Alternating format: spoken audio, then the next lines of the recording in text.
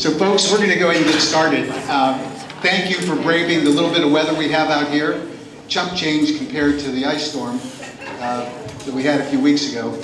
I missed that ice storm, by the way. I was in Thailand, and I came home, and my wife complained to me that the snowplow, the guy that did our driveway, had blocked the garage doors. So I got up early the next morning to go out and shovel it. I didn't realize it was ice, and I went down hard. And I told her, old man like me ain't doing that again.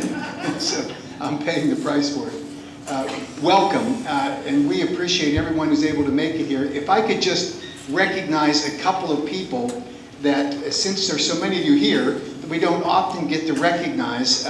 We have a management company, and Joyce heads that team. Joyce, Hunt, wave.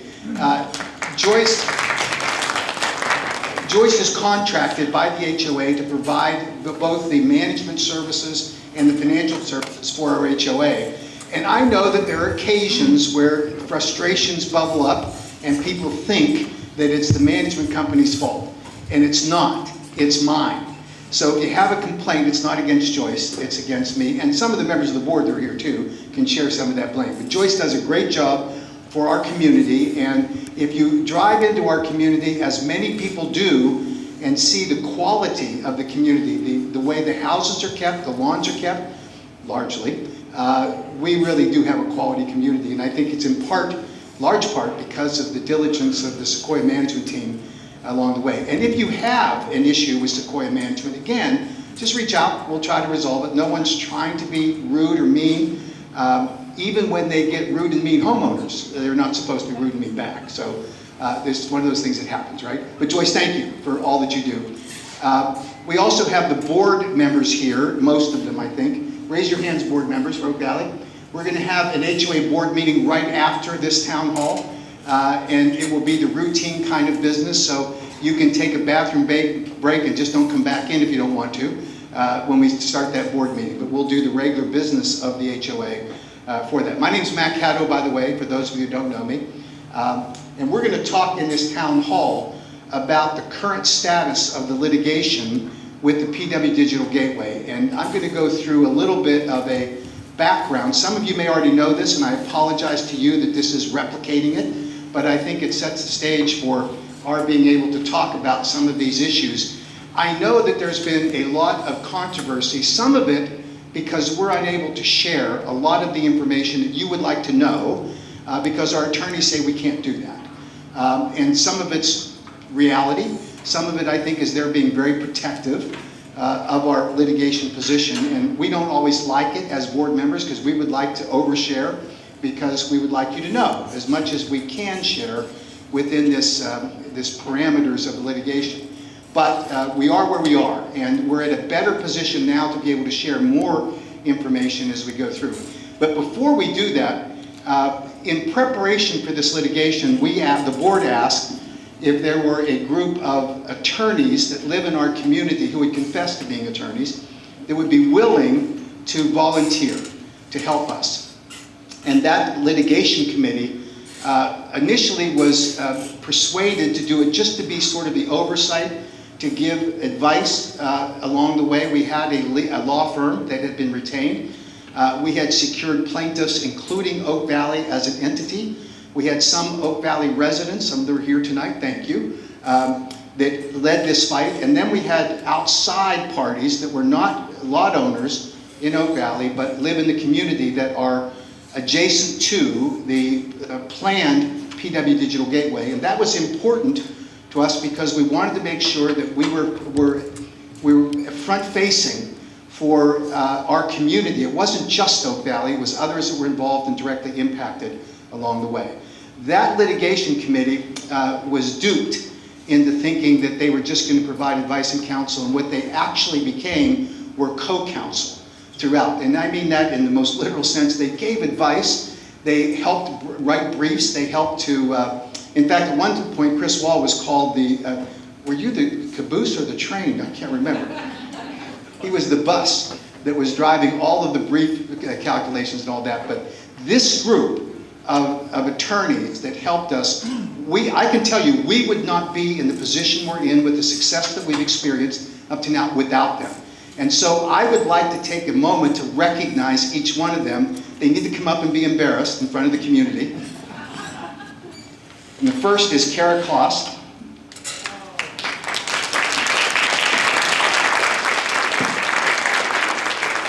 This is the Oak Valley Champion Award, which isn't given to very many people because no one thinks to do it.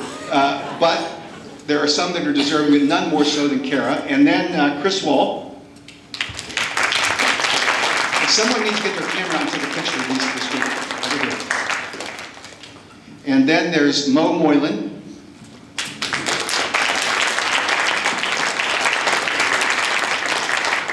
And Doug Collins.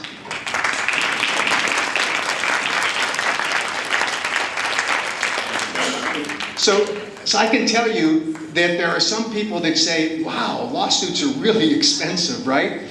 You all had an assessments, plural, assessed against you. And none of us on the board wanted to assess any one of us because we're homeowners too, and we had to pay it as well. But we knew that it was necessary. And this group, but for their efforts, you would have seen quadruple the amount of money on legal fees that we had to spend. They are fabulous, and they cut those costs significantly. Thank you for each one of you. Hold your certificates up so we get a good picture. 1, 2, 3. All right, cool, got it. And where can you find 4 attorneys that are smiling without a check to deliver to them? I don't even know. Thank you, obviously. And it is so understated, I can't even tell you how much time and effort that they put in order to make this as successful as it has been. I'd also like to recognize some community partners, because this was truly a community effort. As much as we expended as a community and sacrificed financially, there were people in the community that shared the expenses with us voluntarily. They weren't assessed. They just stepped up and did it. The Heritage Hunt community, there's a committee of people over there that are amazing. Wave your hands for those that are on the Heritage Hunt group, because they are fabulous. Thank you. I know that Chris and I went over a couple of times to explain what we were doing, and sometimes it's a tough sell. This wasn't a tough sell. These were people that were willing to step up to help and do whatever they could in order to help us. And this is a senior community, and they're not the only ones, by the way, but this is a senior community where we know that they're on fixed incomes largely. They had to make a greater sacrifice than some of us had to make. So thank you to each one of you for doing that. The HOA Roundtable. Kathy Kulik is the vice chair of that committee. I would invite Kathy to come up. Kathy's been an untiring advocate for the Oak Valley community and the community in general, fighting against the PW Digital Gateway, and we are in her debt for her leadership. We're getting all of these other HOAs and non-HOA affiliated communities in the Northern Virginia region to step up and speak out and to help us along the way. So Kathy. Well, first of all, I'm just honored to be here in the same room with that fabulous group of attorneys that are residents and are feeling the same pressures as residents all over this region, frankly. And if this group had not come forward and worked so diligently and so honestly and with such courage, residential communities across this nation would start to feel these kinds of pressures. I often say to groups, you know, who feel pressured and feel concerned and frankly feel frightened by the idea of a data center or data center campus being built next to their or nearby their communities. As I've said to this community right after that wonderful win and that decision from Judge Irving, you want to leave? Where are you going? Where are you going that this industry has basically decided that wherever they want to go, they're going to go? They don't care about your water, power, your quality of life, the noise that you and your family, your children, your grandchildren might be haunted by 24/7. They don't care about that, right? They're going to go where they want to go. And it's communities and efforts like this that have the skill, the talent, the energy, the professionalism, the record of success And one other thing. It's that thing you can't fake. You can't be a phony about it. It's that quality that helped forge a nation, that helped us achieve the promise of equality in the 18th and 19th century and establish us as a world power in the 20th century, and that is courage. The courage to do this very thing, to get up every day and look at this problem and work hard, and all these wonderful pro bono attorneys that stood up here and got this award, they deserve so much more than that award. They deserve about a month on a beautiful island near Capri, okay? And I hope they'll be able to do it. So I want to say thank you, thank you, thank you to you, and your colleagues and fellow residents who live in this area are with you 100%. And I will be working hard with this community to help them raise the financial resources to try to get this job done and meet all of you wonderful Oak Valley residents, meet you where you have been committing to this and making this possible for everyone else. You are doing an amazing service for this region and for your country. I thank you so very much. Thank you. I also wanted to have each one of you recognize a friend of the Oak Valley community. Patrick Harder's put his treasure and his name out there to run for public office, and since then, he's become a podcaster talking about the issues that impact our community, including the digital gateway. The sacrifice is enormous. His commitment is unparalleled, and I wanted to give him a few minutes to talk about where things are, in his view, in the community with the digital gateway. Patrick. Thank you so much, and thank you, Mac, for inviting me. I'm honored to be here. You know, Kathy and I share so many similar feelings, you know, both about the history of this country and this area and the fight that we've been in. And I remember back in 2021 when this really started to rear its ugly head, and we were overnight meetings, and we're arguing with the board, and eventually someone said to someone else, like, they're going to make a movie about this one day. You know, like, who's going to play this person?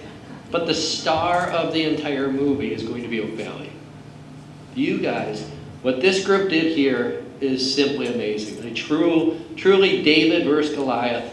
You took on the greatest giant out there. And when I first moved into this area, I was down in Manassas. I moved into Sudley Springs, and my neighbor gave me a pamphlet that said, First Battle of Manassas, Second Battle of Manassas, Third Battle of Manassas, Fourth Battle of Manassas, ... And it was referring to the Disney battle, it was referring to the Bi-County Parkway, it was referring to the hotel going up in Sudley Springs. And he said, and more are coming, so just be ready. And I don't think there's been anything like what we had with the digital gateway. When that thing reared its head, we had the politicians already bought off. They're paid for, their plan is ready to go. There's more money behind them. I mean, these companies behind this could buy Disney like it's nothing. So the fight we had with Disney was a huge fight, and the people that fought that fight, we owe a huge gratitude because we wouldn't have anything here. We'd look like Orlando. I'm going to Orlando this week, and nobody wants to live in Orlando. But this area is special, and it's worth protecting.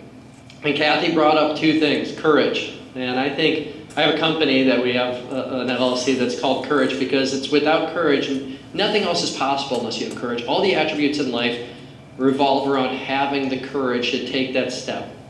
And when we look at the foundation of our country, you know, really what made us special were three things. Number one is that common men and women stood up when their time was called, when duty called. They stood up and they faced adversaries that seemed overwhelming, and that's exactly what you did. You stood up.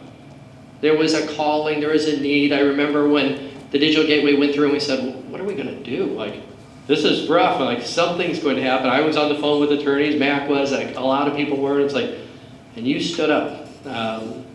The second thing that I think, like, why did we win the Revolutionary War is very simple. We never gave up. And you have been through so much. You've been called names, you've been threatened with lawsuits, you've been besmirched in the community by politicians, by everything else, and you just kept pressing on. And I've made a joke in the campaign that, you know, if Gainesville had a mascot, it would be the honey badger. And I watched a little video of a honey badger that got bit by a black mamba, passed out for about 4 hours, woke up, and went after the black mamba to go kill the black mamba, because that's just what honey badgers do. And this community never gives up. We're tenacious, we fight, and the reason we do is because we love this area, we love this community.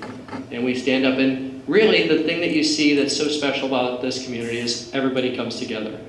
And so political parties, whatever it is, like, we come together as a community. But my family is totally indebted to you.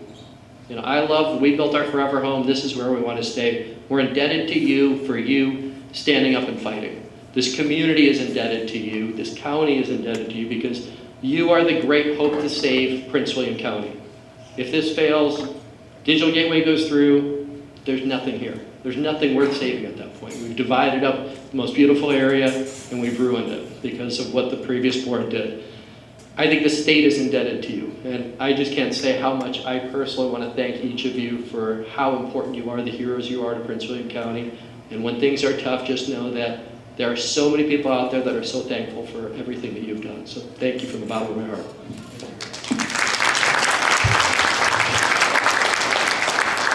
So for the next couple of minutes, I'm going to raise a point of personal privilege and discuss some of my two pet peeves in life. And then at the end, we'll bring it back full circle to more official business. We all know what the concerns that have been expressed within our community about the digital gateway, some of the questions, and that was the basis upon which we invited people to come to this town hall this evening. But this is my pet peeve number one, and I can't use the laser pointer, but this is I-66. We're all familiar with the highway from hell. And I would, when I was coming home from downtown, I would pull off here this exit, and this is Sudley Road. And of course, we're all familiar with this intersection. This goes over to the Golden Corral. Here's the Cracker Barrel. This goes up across the National Battlefield Park, where all of us live. And so I was familiar with what would happen there. And inevitably, what would happen at rush hour, as people came off of 66 and here, you would see lanes load up. These two lanes would turn left to go to the restaurants and what used to be the movie theaters. This lane would go to the right over Cracker Barrel, and then this lane was really just about a 500-foot lane that would go into the Northern Virginia Community College, right? And then this lane was 234 that would extend. My pet peeve is what happens at rush hour. And as you come off 66, there are people who are respectful, people that understand that civility reigns over selfishness. And we would load up into this lane, all respectful, right? Not wanting to save a minute or two, not try to cheat. And then there's always someone that gets into that lane, knowing they're not going to Northern Virginia Community College, right? They're going to cut everybody off. My pet peeve. And I dreamed for the day that I would be in that position, number one car, right? The reason I did is that I wanted to be able to block that person from cutting in. I would go as fast or as slow to hold them into that lane and force them to go turn into Northern Virginia Community College. How many agree with me? Right? Yeah, it just drives me completely crazy to have to put up with this. Dreams come true. One day, I was the number one car. And I'm sitting there thinking, man, vengeance is righteous, right? I'm going to fix this person next to me. Now, I also had the little doubt. I wanted to look over to see what I was up against, because if I'm up against a Tesla Plaid, I don't want to embarrass myself, right? Because who's going to fight that? But I just wanted to size up the competition, so I took a quick glance over to see who was sitting in that car who selfishly pulled into that lane just to save a couple of minutes. Some of you are laughing. I'd like to introduce you to my competition. This is Mrs. Hatter. It's my wife. Yeah, absolutely true. And she's smiling at me. I let her win. Right? She pulled in. My pet peeve number two, politicians. Politicians that simply will not listen to their constituents. I've been in the political game since 50 years ago. I first got into politics when I was 25 years old. I have seen good politicians and bad politicians. I work with them every day in my professional career. I know when someone is doing the right thing for their constituents. We all know what happened in Prince William County when there was that infamous debate that went on for 27 hours over the Prince William Digital Gateway. We saw in firsthand politics, and public discourse at work. All of us saw 27 hours, the majority of which was consumed by people who were acting in their own interest, rightfully so, to oppose the digital gateway. Very few, except for the group on Page and Lane, that had self-interest in it, and they're entitled to that, by the way. But at the end of this 27 hours, instead of deliberating, as the Board of County Supervisors should have done, on the most monumental land use decision in the last 3 decades in Prince William County, instead of deliberating on it, and instead of keeping the promise that former Chair Wheeler said to Representative Lawson that she would allow her to have an opportunity to question some of the Planning Commission staff about details that had been raised by the citizens. 27 hours later, they said no to that. Ann Wheeler went immediately to a vote, no discussion, just a pre-choreographed set of proffers that were immediately accepted, and that was the end of the day for all of us with the Prince William Digital Gateway. We decided that we obviously had to do something as a community to protect our rights. This is a copy of the Declaration of Covenants that all of you received when you signed your property, and it delegates specifically what the rights of the Board of Directors are in the governance of the community. Interestingly, it was prepared by Walsh, Colucci, Stackhouse, Emmerich, and Lubelai, the precursor firm that is now suing us in the Digital Gateway on behalf of the data centers, obviously. But this is what we have to do, have to observe in following the rules and regulations for the county and for the board for Oak Valley. And the question was, did we have the right to assess the homeowners in Oak Valley in order to pay litigation fees? This is what the annual assessment authority is, as governed by Article 9 in the governing documents. It says that the annual assessments levied by the association shall be used exclusively to promote the recreation, health, safety, and welfare of the residents of the property. That's what it says. And we looked at that, we talked with our attorneys, we examined it, and said that gave us the authority to specifically issue an assessment in order to protect the health and safety of our community. And we all know what the particularized harms are from the data centers, and we'll talk about it in more detail in a minute. And then the question was, how much could we increase the assessment from year to year in order to justify and be able to pay the attorneys and what they were asking in order to take this litigation on? Now, in this provision, it says that after year 1, we can't increase the assessment any more than 10% per year as the maximum assessment over the previous year. But what our management company has always had us do in the intervening, since 2002, every year we have increased the assessment authority by 10%. The argument was that if we encountered an emergency where we needed to raise money quickly, we could do it. Now, we contemplated that emergency to be something vastly different than the Digital Gateway, but it gave us the authority to do it. And so if we were to use the entire authority granted to us by each year, by motion, and documented in our minutes, to increase by 10%, we could assess over $5,000.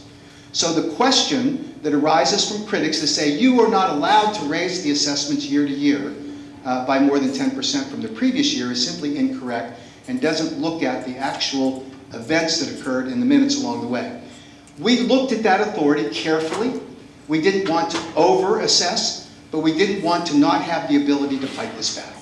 And so we were left with that excruciating decision to assess each one of us and you for 2 assessments, as it turned out, because of the circumstances that led there. So we filed the lawsuit. Our complaint was against the Board of County Supervisors. We did not sue the data center companies, but they are interested parties and had the right to join the lawsuit, and they did, because they had an interest in what happened with the decision to rezone the 2 property, the 2,100 acres, along the way. This is the way it was titled, the Oak Valley Homeowners Association versus the Board of County Supervisors, Prince William County et al. This is what all litigation looks like. You file a piece of paper and you'll see this. Not very momentous. It doesn't really talk about what are you doing, right? And in this case, what we were doing is truly fighting a David versus Goliath. The predatory data center companies that are multi-billion-dollar global corporations came into Prince William County and they found 2 things that were important to them. One, they found a board of supervisors who was willing to lay out the red carpet, take their cash, and, as was mentioned, do their bidding. And they did. Then they also found a group of landowners whom I don't begrudge it at all, that were willing to sell their land in an area that served the data center industry's interests. And that was on Page and Lane. They already had an easement to get a lot of the transmission lines that they needed. It was along the corridor that reduced the latency for data centers. It was an ideal location for them, and all they had to do was pay out a pittance to those homeowners in order to do it. They did not care the impacts on the surrounding communities. They didn't care that it was in one of the most sacred historic battlefields in the country. That's the lawsuit that the Prince William Digital Gateway and the Battlefield Trust took against Prince William County, and now wending its way through the appeals process along with us. But they don't care. They only cared about their bottom line, only what advantaged them. And when you talked about what these harms were that would induce on the community, they don't care. And that's been true throughout this proceeding. This is an email that is very significant that was sent by Michelle Roble, who's the county attorney, to the Board of County Supervisors when an important issue arose, that issue being that the county failed to have the advertisement required by both state law and county ordinance to be published in a timely fashion. They failed. And so Michelle Roble, who learned about it from the county clerk, who learned about the lack of publication, not because they were watching the newspaper, not because they were carefully examining whether or not the newspaper had accepted their notice for the meeting, but instead they learned about it from one of the attorneys of the law firms that were promoting the Digital Gateway application to Prince William County. The reason that's significant is nobody was watching, and yet it is state and county ordinance that they have to do it, and they have to do it with precision in order to get it done.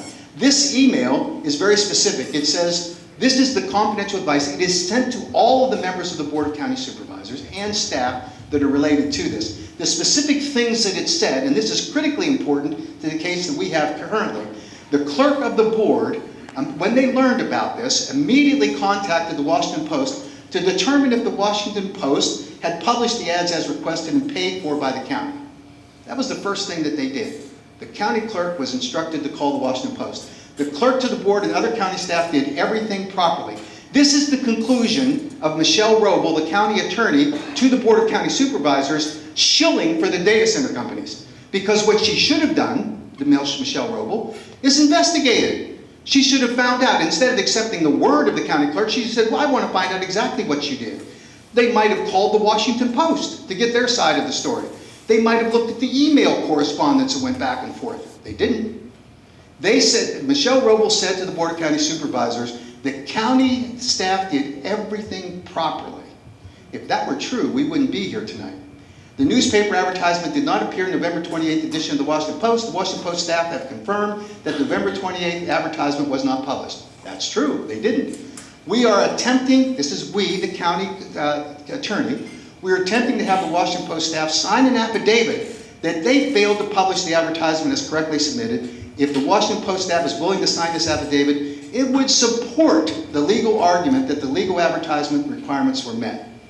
So, the county attorney, instead of conducting an investigation to accurately report to the Board of County Supervisors what actually transpired, immediately accepted the word of the county clerk, and they contacted the Washington Post to do what? To sign an affidavit. That's called a cover-up of the facts, because the Washington Post refused. Now think about the situation the Washington Post was in. They get a lot of business from Prince William County. To do an ad like this is $7,000 to $9,000. They publish hundreds of them. And so they took an economic risk by telling the truth. They could easily have said, oh yeah, our mistake, no problem. We'll sign that affidavit, just give it to us. They refused to.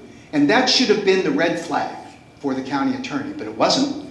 She goes on to say, if the board proceeds with the December 12th public hearings on these rezoning applications, the board action on applications is challenged, there will likely be a legal argument that the legally required advertisement requirements were not met, and thus the board actions would be invalid. Great. She raises the question to the board for them, again, covering her rear end. However, as we've advised the board, procedural challenges, including challenges to the advertisement, are generally the most serious legal issues localities face regarding land use applications. That's true. Virginia courts have not been deferential to localities regarding procedural issues, particularly recently.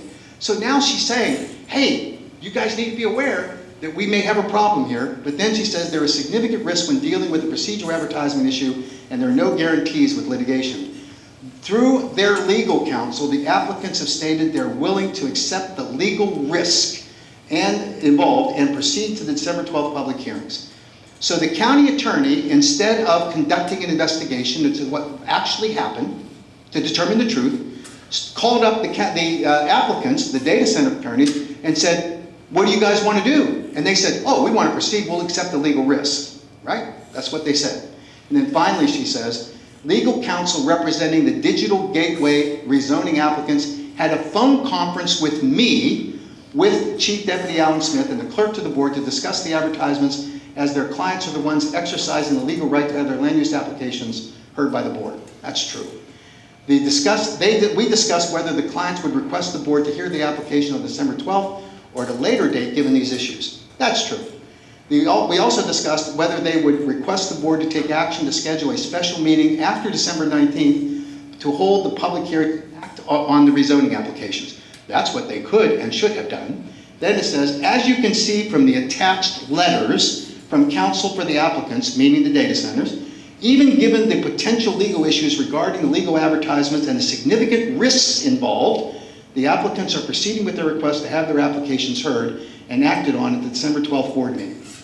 Now at that point, the question arises, who is the board representing? Are they representing the applicants? Or are they representing the citizens who have a right to have a properly noticed rezoning hearing? Well, we know the county attorney thinks that she was representing the data centers, not the citizens.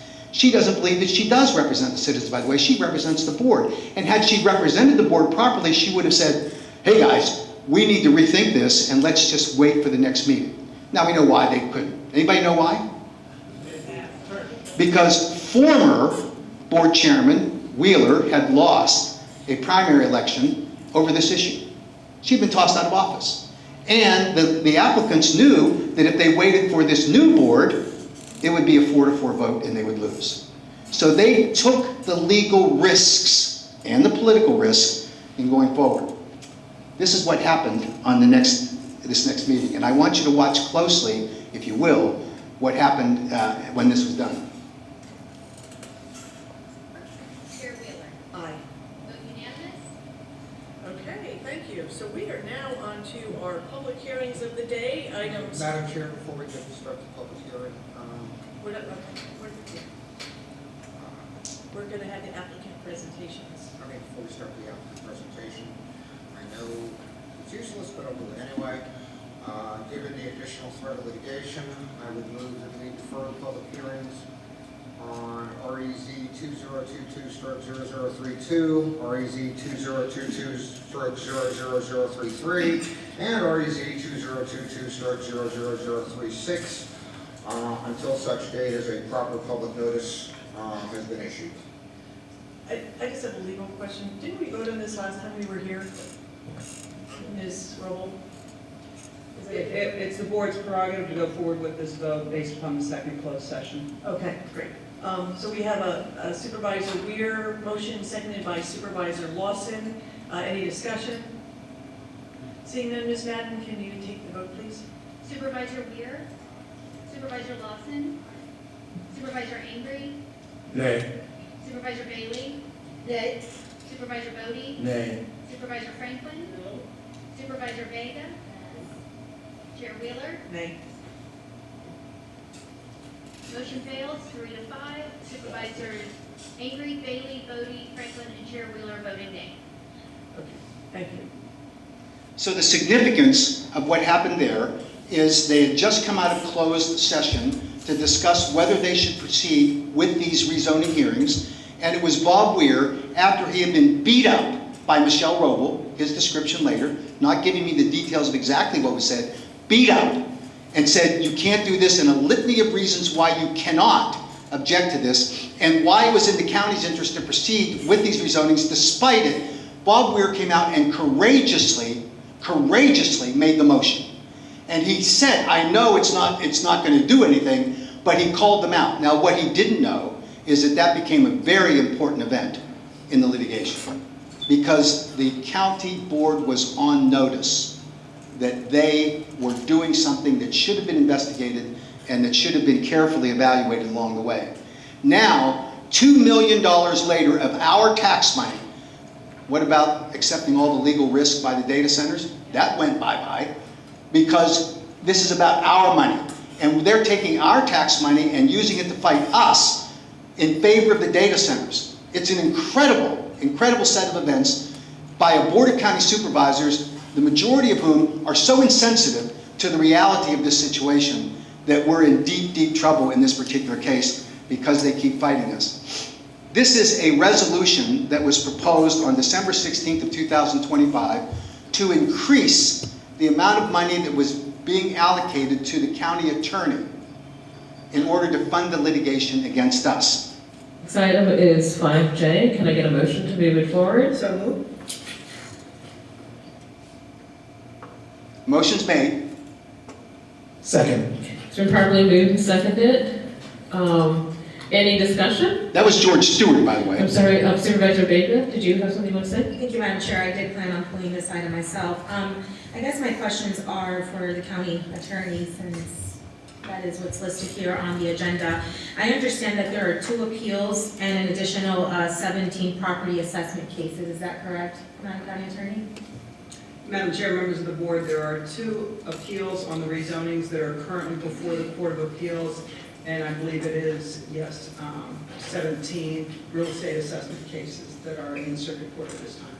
Thank you. And where did we come up with the 400,000 number? Is it just an estimate based on the existing funds that have been allocated for other lawsuits, or is there a specific breakdown of how this amount is going to be used for legal fees? It's an estimate going forward for the rest of this fiscal year to defend the board's actions. The board voted to appeal the 1 case, and in discussions with our outside legal counsel, it all depends. There's many variables with the court system, whether the Court of Appeals is going to remand it back. But this is a guesstimate with regards to litigation fees for the rest of the fiscal year. Understood, and that's where my concern comes from. Listen to this closely. Understanding that we still have what seems to be a long road ahead of us. Would you be able to give me an idea as to the amount that has already been spent fighting the digital gateway? I can look into that and get back to you on that. Okay, so we don't have that at the moment. And I would just offer this to my colleagues, that we are being asked to appropriate $400,000 while still having 17 additional items that are soon going to also probably more than likely need additional funding. And at some point, we have to have the tough conversations. Where do we keep going? Which direction do we take? And where do we draw the line in terms of how much are we going to continue to use tax dollars to keep fighting these lawsuits? I don't have so much any questions. I've made my stance on this case clear, and I just want to be consistent. So I'll be voting no. If there's no further discussion, let's go ahead and take our vote. Supervisor Ingrid?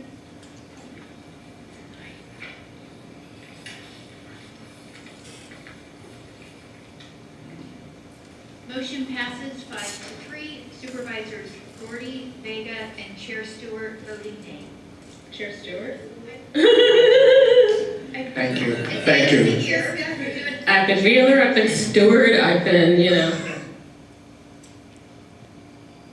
Supervisor Stewart acknowledged later that was a mistake, that he never should have voted for the 400,000, right? Incredibly poor staff work.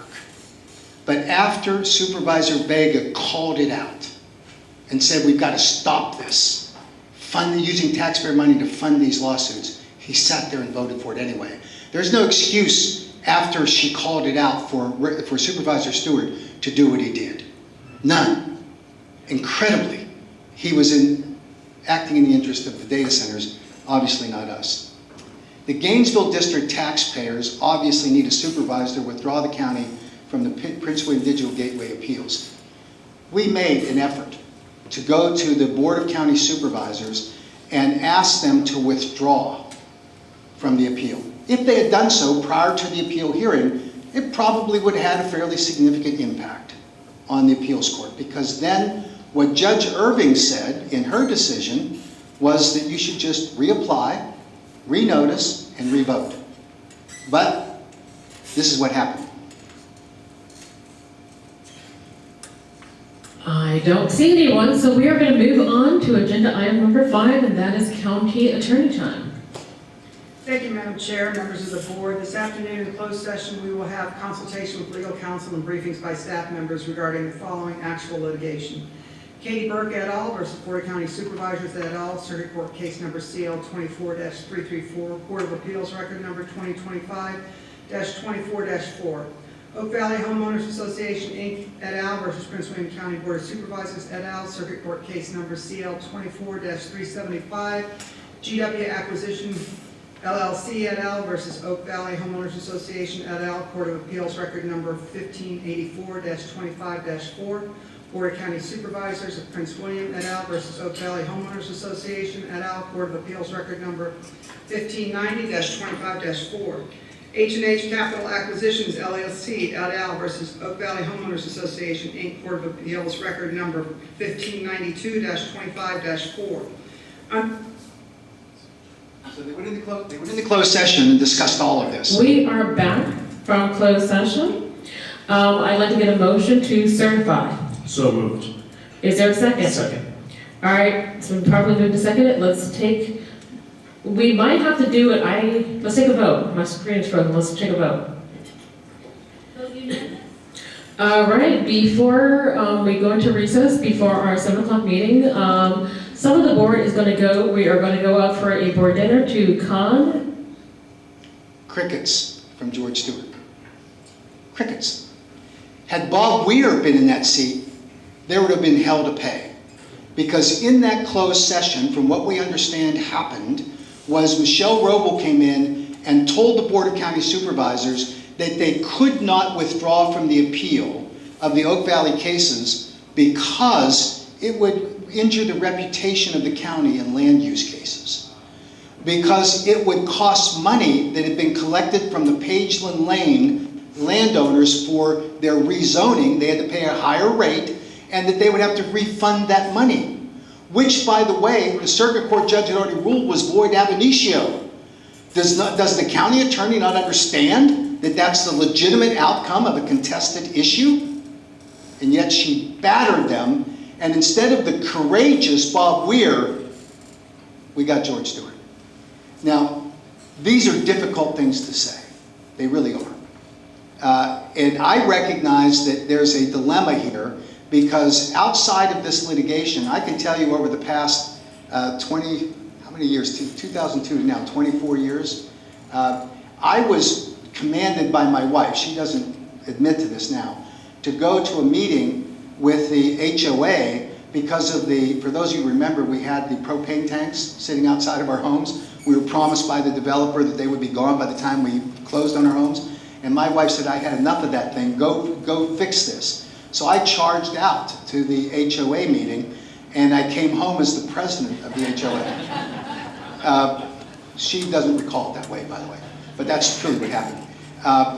I recognize in the intervening years that I've served as the president of the HOA that there have been many occasions where I've had to go to, on behalf of the community, to our supervisor and ask for things like making sure that we got the gravel dressing on the roads redone, that we got the roads repaved.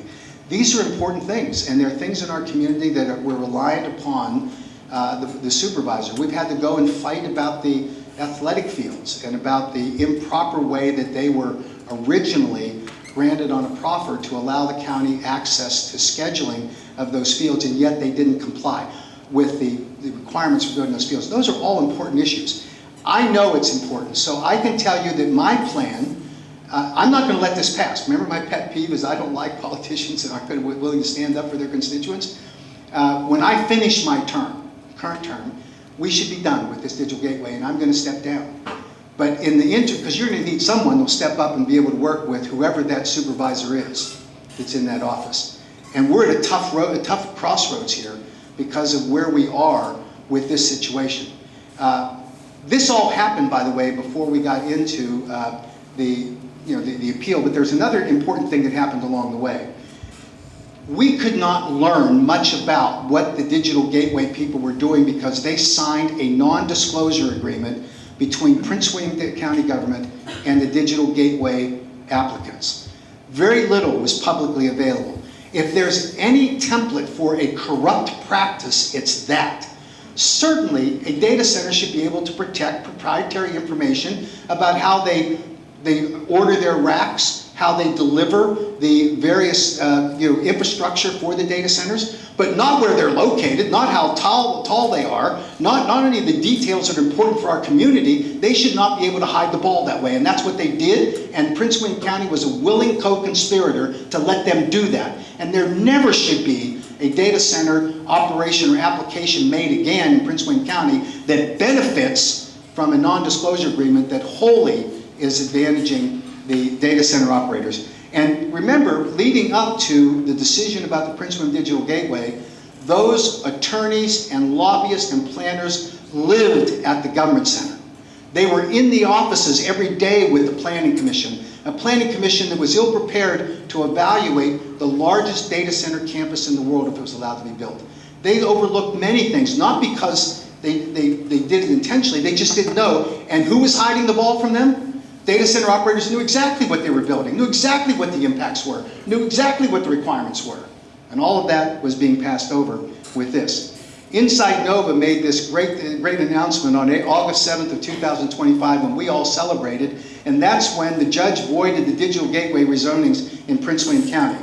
Now, just to recap this, Judge Irving, we drew her by random as a judge, she was willing to look at this more closely than Judge Hudson did on the Battlefield Trust case and the Coalition to Protect Prince William County. Judge Irving dismissed 6 of the 7 counts that we had in our complaint because she wanted to focus on the one issue that she believed that was most critical and easily resolvable, and all the other things flowed from that, so she dismissed them.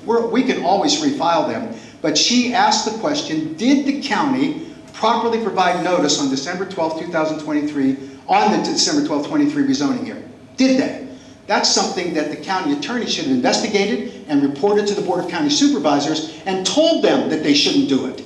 She should have told them that they had violated the law, but she didn't. Did the plaintiffs have standing to sue? This got fascinating. During the trial, our plaintiffs were put up on the stand and asked questions by the data center developers like, well, how can you tell what your impact is going to be? Tell me how far away you are from the building that you're claiming is going to emanate the sound or create the pollution or have the light pollution, any array of the particularized harm that you're claiming. How do you know? And the judge finally said, well, how can they know? You haven't told them. It's nowhere in the plans that are publicly available, right? Roger? Comment. So I went over to the site for QTS and Compass. There were about 4 of them and 4 of us from Heritage Hunt. And we walked the property, and I said, so where are the data center buildings going to be? Oh, we don't know. That's what they told me, both Compass and QTS. Yeah, and this is what we had to contend against, and the judge wanted to know, did the plaintiffs have standing to sue under the standard called particularized harm? These plaintiffs have to demonstrate that they are going to suffer this harm specifically that's different from what other people in the county would suffer due entirely because of their proximity to these data centers. So that was the standard that she set. Judge Irving's decision on August 7th was really important. The court finds that the advertised notice by the county did not comply with either state or county code. Full stop. Didn't comply. Something that Michelle Roble could have easily determined. The defects in the advertised notice were solely caused by the county, not the Washington Post. You know, they were going to strong-arm the Post to sign an affidavit that was false. That was their remedy. So the savings clause. Now the savings clause says that if the county does everything they're supposed to do and it is the fault of the publisher, then the county can proceed without being interfered with because that's a savings clause. That's in the state statute. She said it does not apply. Judge Irving said she evaluated based on the evidence that the savings clause did not apply. That evidence, by the way, included depositions from the Washington Post account agents that say, we never publish unless we get a confirmation back from the county that that is accurate and that they pay for it, right? They never do it. Additionally, the court finds that the plans, ordinances, or amendments referenced by the advertised notice were not properly made available to the public. The law says that on the date of publication of the notice, all of the documents that are going to be voted on by the Board of County Supervisors either have to be in the advertised notice. Well, you can't do that with thousands of pages of documents. So they say, or you can by reference say what they are and then tell us that they're available to the public on the date of publication. Oak Valley resident went down, knocked on the door, said, I want to see them. Not available. And then when they were supposed to be on that day. Second Oak Valley resident went down a couple days later, not available. And the defense that the county makes is, oh, well, we had them available the same day that the Board of County Supervisors had them, which was the Thursday before, and they weren't even available on that Thursday morning before the board meeting. That's not the state statute, and that's what Judge Irving said. The court finds that while some of the plaintiffs were present at December 12th hearing, this is whether or not we can argue that we didn't get the standing. And I got to tell you, there's one plaintiff that stands up as the most courageous person I know. Because when he was under oath testifying and asked about whether he knew about that December 12th hearing, he said, no, I work in a facility where I'm not allowed to carry my phone in there, and I get thousands of emails every month, and I don't pay attention to the emails. And the defendant said, well, are you telling the court here that you don't pay attention to an email sent by your wife that talked about the December 12th hearing? And he said without flinching, no, I don't read those emails from my wife. What a courageous man. He said it under oath, by the way. I don't know what his marriage is like right now, but he said it. So, and they said that while there were others who did not actively participate in the hearing and did not have actual notice. Thus, those plaintiffs withstanding did not actively participate in the hearing and did not have actual notice. Mr. Merkes, Mr. Medina, Mr. Donegan did not waive their claims in this case under Virginia Code, the section. Therefore, the action by the Prince William Board of County Supervisors is void ab initio. That should be it. We're done. And what Judge Irving said to the attorneys from the county who went back in and tried to argue for a stay, they said, Your Honor, this will impugn the integrity of the county in rezoning cases. We're suffering irreparable harm. And then the judge said, well, what is that irreparable harm? And they said, well, it's largely theoretical. What? That's not a legal standard, right? So then we went to the Virginia Court of Appeals. Now we're back on to the record. Most all of that was my opinion, by the way. It has to be my opinion. Because I was very critical of a Board of Supervisors. And I'll tell you one other thing that I was critical of.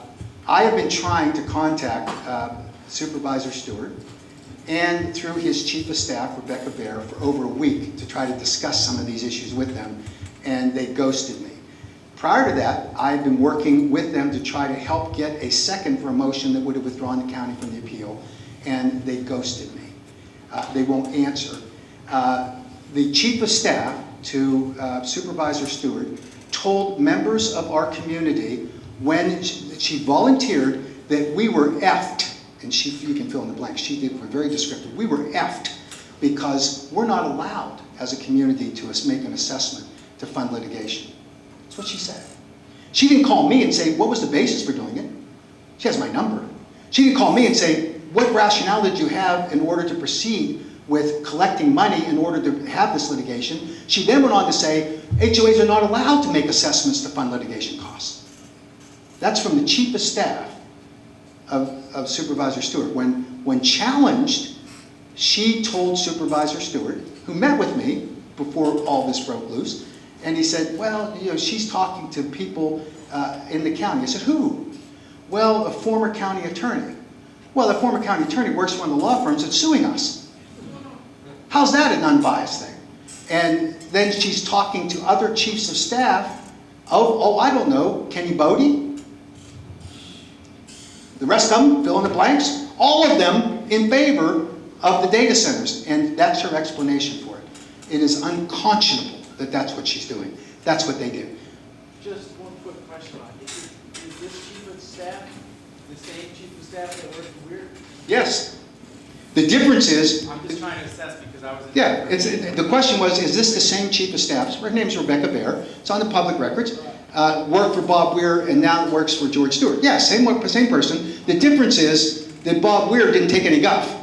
He was his own man. He was a fighter. He had courage. He was ready to go fight whoever it was in order to do what?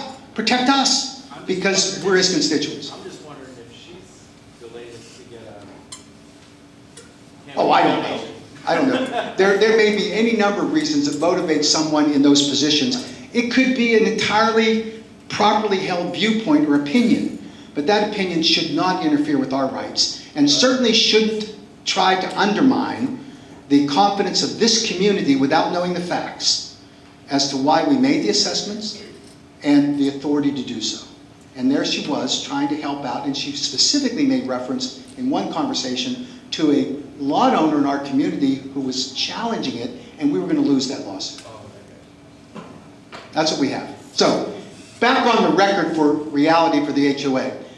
We had a Court of Appeals hearing that you can go online and listen to it. It's entertaining, and I would advise everyone to want to listen to it. But I would like to invite members of our litigation team, litigation committee, that were in the courtroom while this proceeding was going on, and let them explain to you what happened in the appeals court hearing. So Chris and Mo and Kara, I think you three were there at the hearing, right?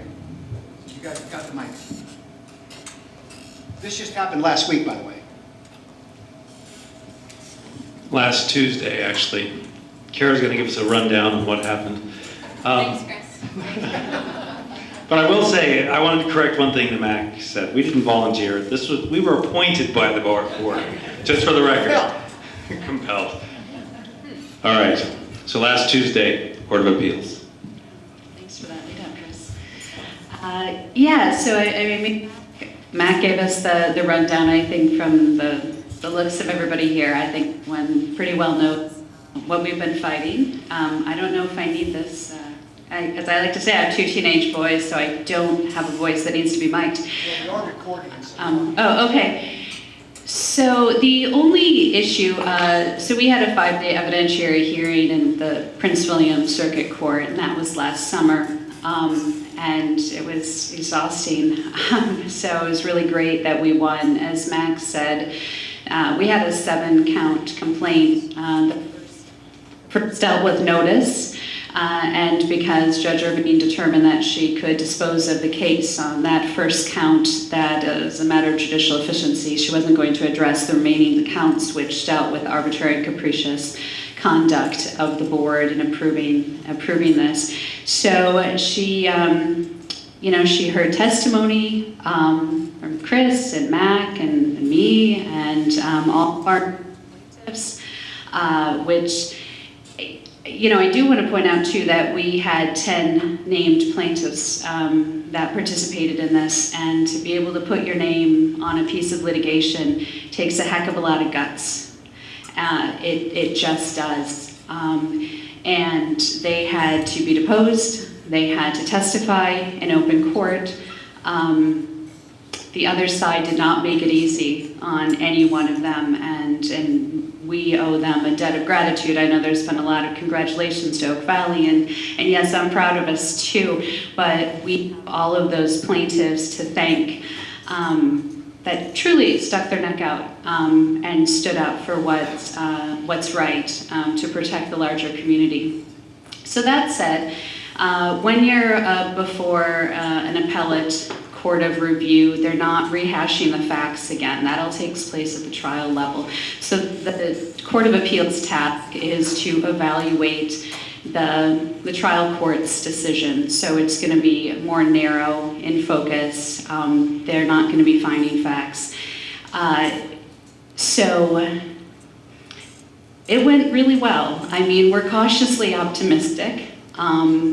I'm a trial attorney myself, and I've been through appellate processes. But the judges, there's 3 judges, it's a panel, and they were really tuned into the issues. They had done their homework, they understood the record, which was extensive in this case. And the issues, fair amount of nuanced issues, and an issue that is what is called an issue of first impressions. There isn't a precedent for it, and that deals with the availability of documents because there isn't a timing requirement set forth in the statute. And so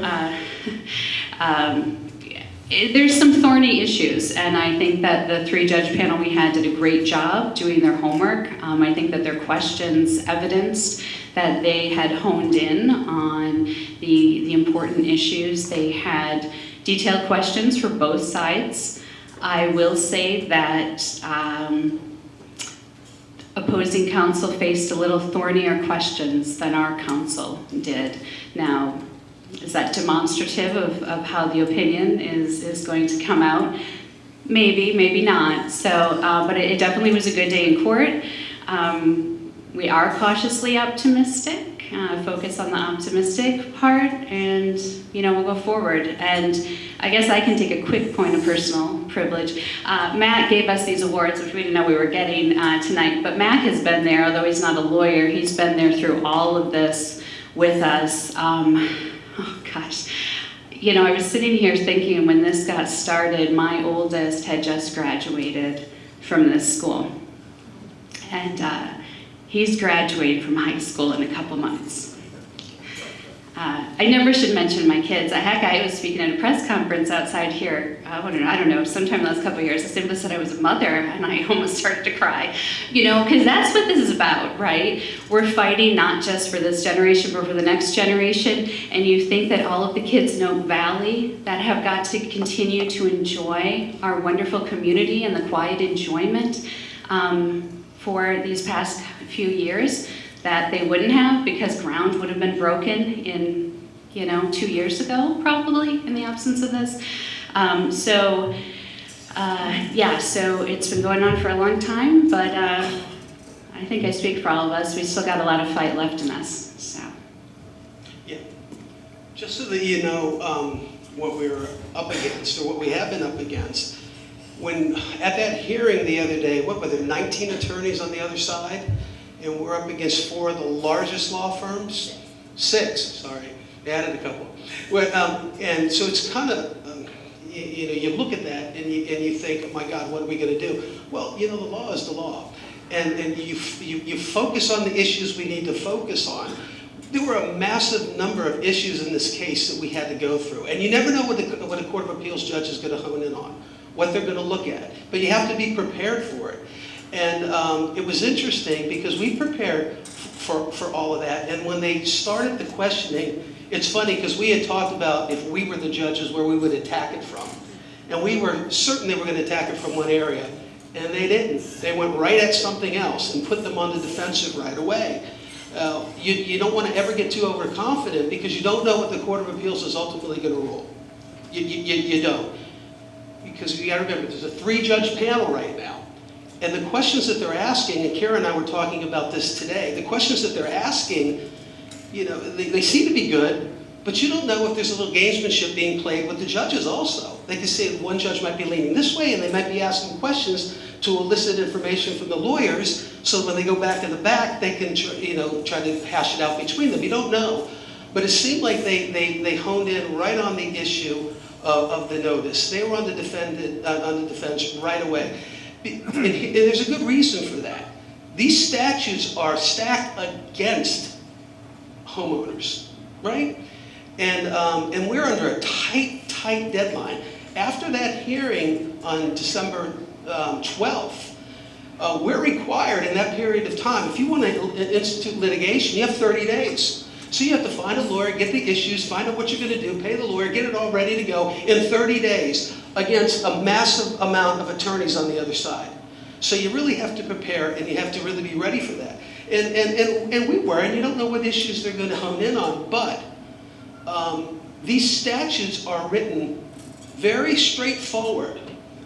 Not all the time, but in this case, and when you construe these statutes, you're supposed to read them as they're drafted, as the legislature had enunciated these laws. You can't read things into them that aren't there. That's what that did over there with Robles. That's what those attorneys on the other side were doing, and the judge, I think, called them out of that. I really do believe that very specifically they just applied the facts to the way that the statute was drafted and found that they didn't meet the notice requirement. That's my opinion, because they asked a lot about this saving statute that you hear about. And they put them on the defensive on the saving statute too. So there was a lot of that went on, and there was a little bit about standing, but I believe that overall, I got the impression that they were very favorable to our argument. And I think that that bodes well for the future. Now, what happens when the court rules? All right, it's a 3-judge panel. After that, were there 17 judges? How many judges in the court? 17 judges in the Court of Appeals. You just get a panel. And so what each side can do, they can file motions of reconsideration and things like that, but they can also ask for what's called an en banc hearing, a hearing before the panel of all 17 judges of the Court of Appeals. So I'm sure that that's what we're going to get. You know, if we're going to get the, assuming that we get a favorable ruling, I'm sure we'll get a motion to reconsider that we'll have to respond to, and we will. And I'm sure, and by the way, it's funny because when you look at these briefs, you know, we're talking about 70 pages worth of briefs, and you're talking about 30 to 40 cases that you have to know, and you don't know what the judges are going to ask for, so you really have to be prepared for all of that. And the judges can ask about any one of those cases that are in those briefs.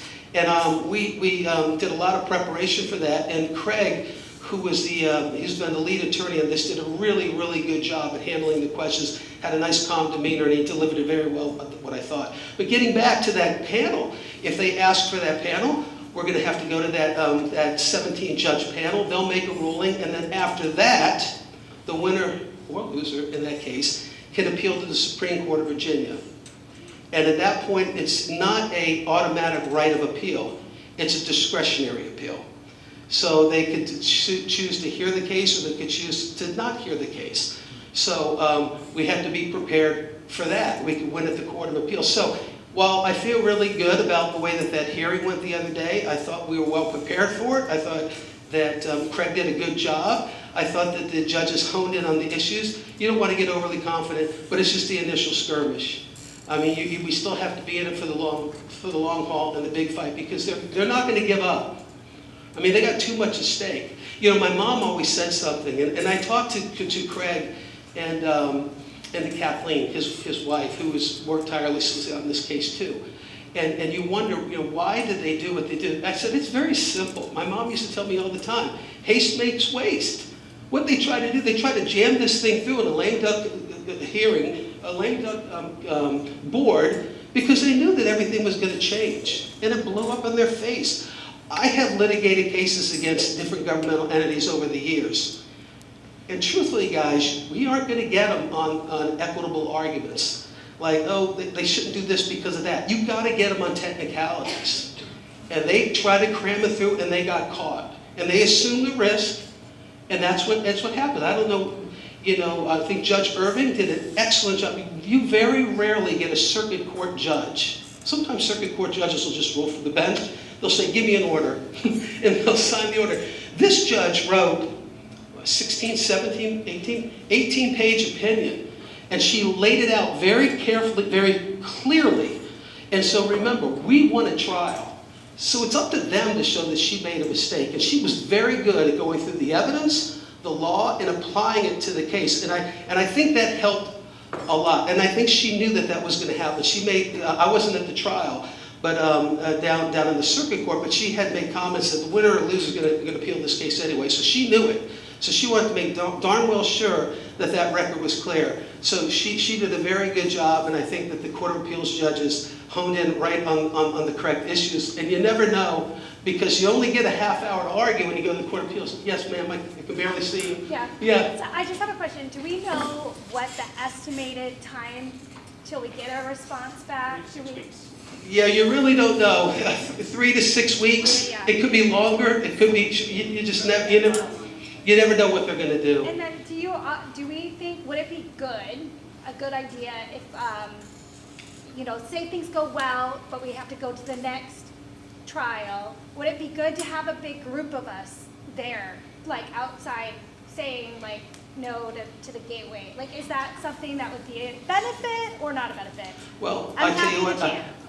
I'm just a lawyer. I know when those judges, they get in that courtroom, it's a solemn, quiet courtroom, and they're sticking right to the laws and the facts and questioning the attorneys. But I guess something like that couldn't help. There were many people that were there on the other side, I thought, the other day at the hearing, right, that were there. And we had a lot of, some people that were there. But as to whether you get a large people outside, Truthfully, I don't know how much that has to play in the courtroom. It shouldn't. It really shouldn't. These judges should just be making their rulings based on the evidence, or based on the law, and based on the facts that were brought out at trial. You don't get a chance to retry the case when you go to the Court of Appeals. It's an appeal of record. It depends on what the evidence was that was produced at trial. And I'm not going to get into some of the specifics, but I thought that there were some things that I heard that indicated that the 16 huge law firms on the other side shot themselves in the foot because they try to overplay their hand. You know, sometimes I say that lawyers can snatch defeat out of the jaws of victory because they don't know when to shut up and when to sit down. And you know, it happens a lot. And I thought that there was some things in that trial and in the appeal that they had done that I think that were self-inflicted wounds. That's just my opinion. That's my opinion. And I know I talk a lot, so yeah. So let's hold questions at the end. Let's let Chris. Yes, sir. How long, Hey, how you doing? 17? We win or we lose, each of us will take it to the 17, how long is that? Oh, you know, I don't know. It's not well, I think what will happen first is there'll be a motion to reconsider, right, for the 3-judge panel. That, you know, that doesn't usually. It's 14 days after the Court of Appeals issues their decision that No, they don't have to. That none of this is automatic, and winning on a motion for reconsideration is seldom. So that is hard to do, and there's certain rules that go along with that. They also would have 14 days to file what Mo was talking about, a motion for rehearing en banc, and that also is seldom granted. There's specific rules too as to the judges that have to vote for it and things like that. But I think they do try to do that in fairly short order because I'm not sure that it suspends the 30 days for filing the motion to the Virginia Supreme Court. And as Mo said, that is not an automatic right. It's like the U.S. Supreme Court. You file for cert, you might get it, you might not. So if we win at the Court of Appeals and the Virginia Supreme Court does not take it up, that void ab initio ruling will stand. Actually, I was going to just talk very briefly about next steps, but I don't know, Mo, did you have anything else you want to say? Hey, Lisa, if you want to get a bunch of people together, you go down and tell our Board of Supervisors to get out of this appeal and to stop fighting their neighbors. That's what we need. Yeah, I mean, just looking forward, and I just do want to take this opportunity quickly to remind everyone that that's not even the end. Okay, so even if we go up to the Virginia Supreme Court and we win, it just simply means the hearing is void ab initio. So it doesn't mean they can't do it. The developers could refile with the county, submit their plans, it goes through the review process, and then we go to hopefully not another 27-hour hearing. That was a lot, and then the board would have to vote on it. So it's where your voice makes it. Yeah, and that is hopefully where everybody's voice would make a difference. Although our challenge to the comprehensive plan amendment, which was the first piece of litigation that we filed the end of 2022, beginning of 2023, the result of that one was that the county argued that the board has no obligation to listen to the residents when we go down and talk there. And County Circuit Court agreed, and the Virginia Court of Appeals agreed with that too, and the Supreme Court didn't take up that case. But I still believe that our voices can be heard. I think it's great just reflecting on all of this. We've come together as a community, and I'm really proud of us, guys. You know, I think that we really stood up, and you know, thank you to our board for recognizing that this was a threat to the health and safety and welfare of our community, and authorizing the litigation and roping us suckers into handling it. So, anyway. Let's just take any other questions. Yeah, take questions. Anybody else? Here, Matt, where do we stand with George Stewart now? I don't know. Can I just ask, where do we stand with George Stewart now? So where? So I want all of you to know. So I've gotten to know George. I was on the BOE with George. He is a great guy, he really is. He has a very strong moral compass. He's against the digital gateway. I think he's gonna rule in our favor. And I also, okay. Rebecca also has gone to Heritage Hunt to, she's also given money. She's in favor of Oak Valley. There have been some missteps from both of them, but I do want you to know that George truly, truly is an advocate for our community and this part of the county. This is a new position for him. He's made some mistakes, and he does own those mistakes. So I do want you to know that he is a good guy. So He may be a good guy, but I'm going to say this again. I've been involved in politics all my life, and when a government official who's answerable to us refuses to talk to you, refuses, and it's been over a week and a half, he refuses to call me back. That's not a guy who's serving his constituents. I don't care. He can be as nice a guy as day is long. You don't need a nice guy. We need a fight. You guys are in the same building, right? Yeah, I'm upstairs. All right, we'll take other questions here. Is there such a thing as people in political power having to recuse themselves? We can't hear you. To recuse themselves on voting on something that directly is going to affect their financial, like the county board of supervisors, how could they all be voting for it when they were going to get paid millions per acre for their own property? That doesn't seem, is that legal? It doesn't seem right, does it, right? So the question is there such a thing as county officials recusing themselves if they have a conflict? If they stand to gain financially, if they make a vote one way or another, right? And there is, that's a conflict of interest, and they should recuse themselves. If you remember, that was the excuse for Pete Candland recusing himself from all of those early votes here in the county that affected all of us, right? So there is a provision to do that.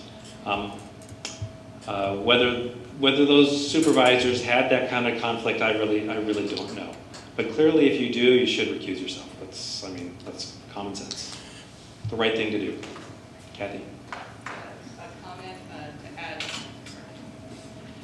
I had a comment to add on to what Kara said, that this is, rightly so, even if you prevail all the way through this and win in the court, in the legal court, there's this, what's the next step? And yes, the applicants can come back and resubmit. However, in their landowners' contracts, it states specifically that once all the legal challenges are exhausted, they're all released from those. And will they get all those 102 landowners back in for round 2 on this? I doubt very seriously that they're all going to get back in, because this has been very hard for them too. As much as we may disagree with them, and I certainly do, they will say no, and they will absolutely demand more money per acre, because some of them are selling it in these contracts at bargain basement prices, $375,000 an acre, when the going rate is, well, they're taxed at $1.5 million. So what I'm saying is that retry could look very different. And I think that I have certainly made a strong case to Supervisor Stewart, and I'll make it to any supervisor in the future. I hope it's this one over here. But besides that, what has to be done is a new CPA and a new plan for that corridor that replans it for recreation and historic tourism or something like that, that encourages capital investment that is compatible with the area, the environment, the quality of life, property value for everyone. So there's a lot of work to be done, but I wanted to say the future involves a lot of steps. So everything to this team for laying the groundwork and making it all happen. Thank you. Thanks, Kathy. Other questions? In the back. Back to one of the points of this meeting about people who have questions about the assessment. I have one, a 24-year resident of Oak Valley, semi-retired, don't have money lying around. I want to say this is the best money we can spend. So if we have to continue having this assessment, I'm 100% in favor. Thank you. Thank you very much. Thanks to all of you for leading us. To the point of our supervisor being a good guy or not, I tried, Mac, like you, I tried to meet with Pete Hanlon, and not surprising, because he was spineless or corrupt or both, refused to meet with me, and then he voted against, or he did not vote in our interests. Finally, then did not vote on certain matters. Now, I wish Patrick Harder's were in Supervisor Stewart's seat. We are where we are. If Supervisor Stewart is a good guy, wonderful. So far, his votes have not represented us, at least. He is either, maybe he's diving a deer in the headlights moment. I hope that's the case. The alternatives are not encouraging. The alternatives to that would be either he is spineless or something else. My question is, how do we get him to understand the position of the residents of the Gainesville district, or at least us? If he won't meet with Mac, should we all try to meet with him? Like, how can we get him to understand our position, since so far he has not voted in our interests? So one of the reasons why he did not agree to come tonight, I invited him, is that he was advised by Michelle Roble that because we have sued the Board of County Supervisors, that he shouldn't come to this meeting. Well, that's nonsense. First off, Bob Weir would have been here. But secondly, the case is over. It's now been argued that the evidence and data that a judge would evaluate is done. This is hearing his constituents, and it's about whether we should be in this case going forward. That's something that's actionable by him. So very disappointing. I don't disagree with what Margarita said. These are decent people. They're making horrible choices right now. And I have less sympathy for a chief of staff who's allowed to dictate what the attitude or the vote of its supervisor is if he's not willing to stand up and explain it himself. I have real problems with that. And she spent the day getting people to call me to intimidate me from not discussing this tonight. And I told her by text, she's on her way down to the county building, not interested. Either be here or I'm going to disclose exactly what I did. So, for better or worse. All right, other questions here tonight? Any litigation questions? Litigation-related questions? Otherwise, yes, in the back. Irene Kelly, Heritage Hunt, we so support Oak Valley. So my question is regarding how the data centers said they would inherit any of the problems with litigation, any of the problems inherent. My question is, I'm a Prince William County taxpayer, that my county is paying for this litigation.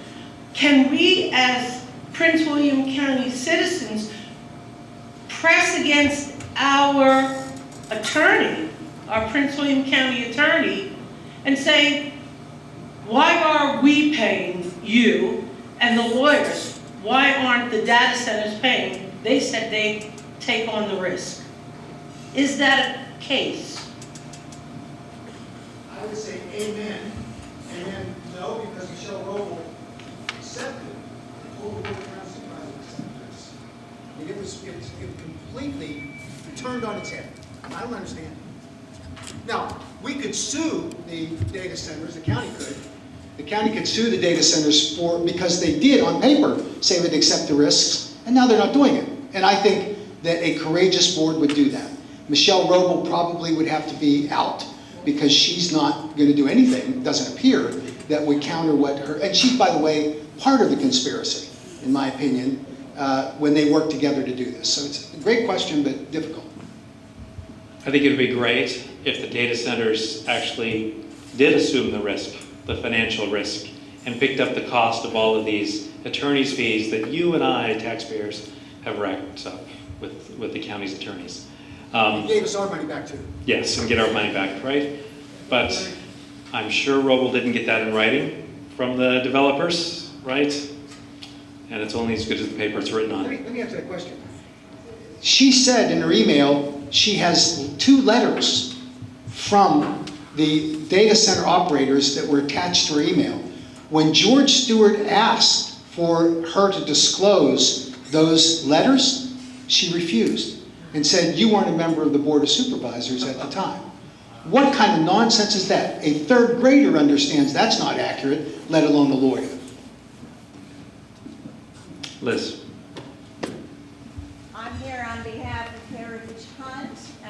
those of you from Heritage Hunt, we know what our former board of... That'll wake you up. Move further away.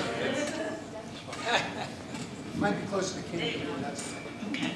That's We know our former board of directors did send a survey to all of our citizens whether we should agree on an assessment or not, and a majority vote said yes.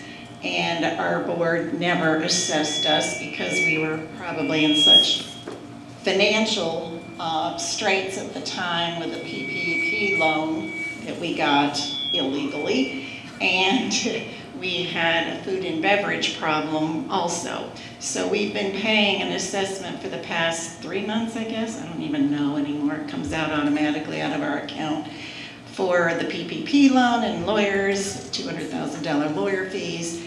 But our new board, we have 4 new board members, and they are very much wanting to listen to our cause, and they are very interested in the Prince William Digital Gateway too. They're going to start a new task force with one of their members who is actually a lawyer, is going to be in charge of it, and they're going to pick 4 people to be on that task force. But anyone who was a plaintiff in any of these lawsuits are not allowed to be on that task force, which is my buddy Roger Yackel over here. Makes no sense to me. Even your lawyers, when I told Kathleen, couldn't understand why not. So I know we will have a meeting about the data center soon. I think Josh and our senator and our delegate are going to come to Heritage Hunt soon and speak. If you all can be there and tell them how important it is to be involved and to help Elk Valley. There's plenty of people in Heritage Hunt. We have 3,400 people who live, for God's sakes. I think Kara mentioned once, just even $5 per family would be some money. So we're going to try our best, and thank you guys for doing everything. Thanks, Liz. So we're going to go ahead and go into our board meeting, and all of you are welcome to stay for the board meeting. You can take a restroom break and head to the parking lot, and if you choose. We also, during the board meeting, we'll have an executive session. I don't think it'll be long because we don't have the room for that much longer, so we excuse you anyway. But anyway, thank you all for coming here tonight. Thank you for hearing us out. We hope you walked away with more information. If you have any questions, just email me and we'll figure out how to get the right answers to you. Thank you so much.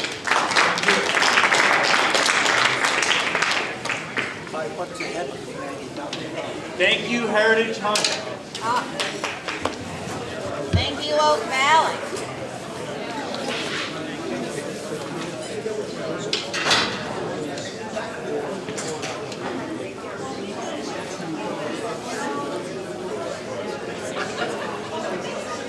I know, just send you the photo.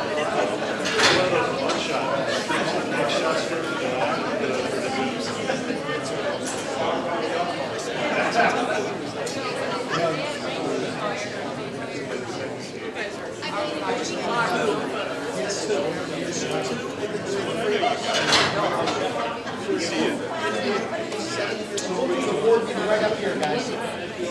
Trying to keep an eye on us, make sure we haven't run astray. So that's it.